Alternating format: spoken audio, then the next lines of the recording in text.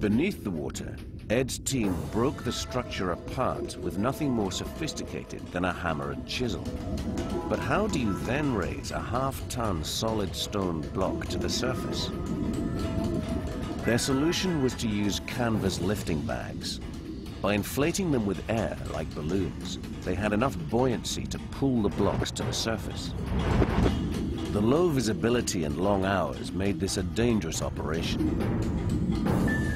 Over 6 months, 450 blocks of the Diocletian gates were floated to the surface one by one, where they were picked up by crane and taken away to their new location.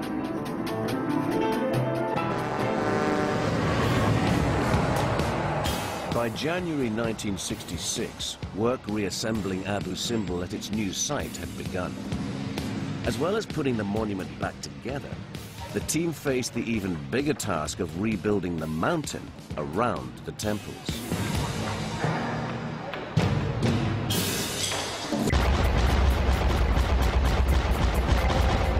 Reassembling an entire mountain on top of the temples in their new position was an immense challenge. Piling truckloads of rock on top of the temples would be the easiest way, but this would crush the monuments.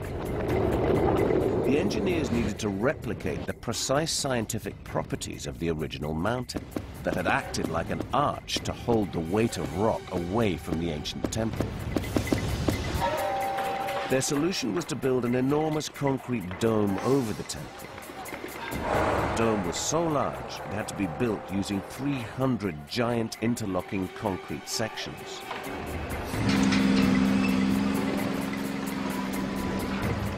The dome would bear the full weight of mountain rock piled on top, protecting the temples below. The front of the cliff face would be reinstated block by block to ensure the temple and its surroundings looked as if they had never been moved.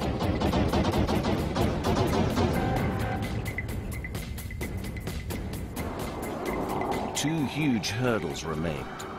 Could they orientate the great temple as precisely as the ancients for the sunrise to illuminate the gods inside? And could the giant statues of Ramses II be pieced back together to guard the temples once more?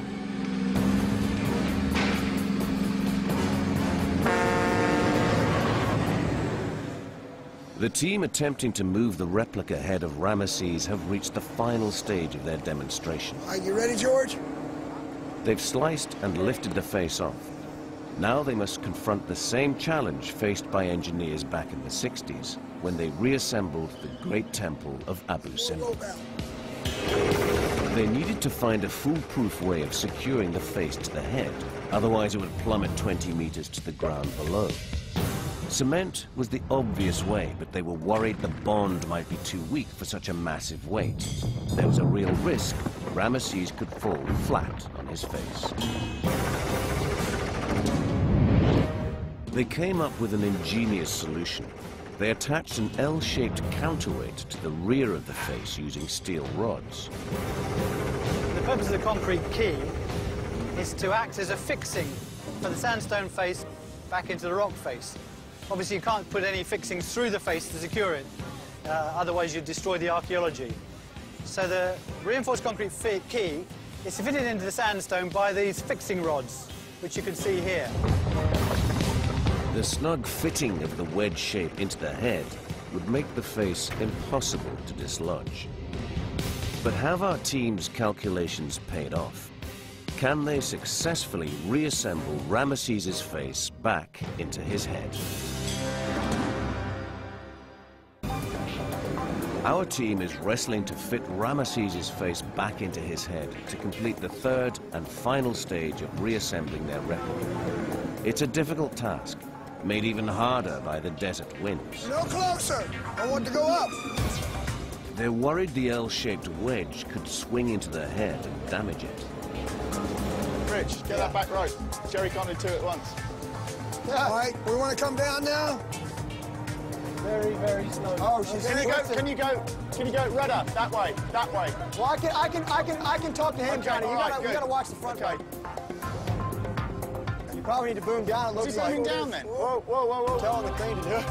Okay, right. We're going to drop it and take it close to that edge.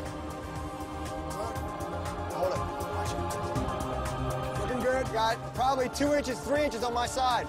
You need that? I'm really tight on my side here. All right. You okay? Yeah, good. Yeah, you're about 1.5 inches away from your cut. Come on down with it.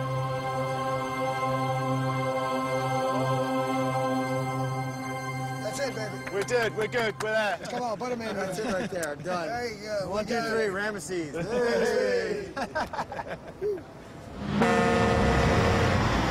The original move involved hundreds of delicate operations like this. It took an exhausting 19 months to completely reassemble the temples. Then they had to disguise their handiwork. There were 10 kilometers of cuts between the temple blocks that all needed to be filled with mortar to cover up any signs of surgery.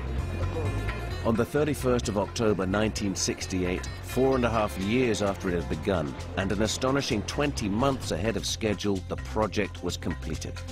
Just as everyone had hoped, Abu Simbel was not only restored to its former glory, it looked as if the temples had never been moved. Ramses II must have been absolutely happy with this project. Seeing the whole world coming to save one of his monuments,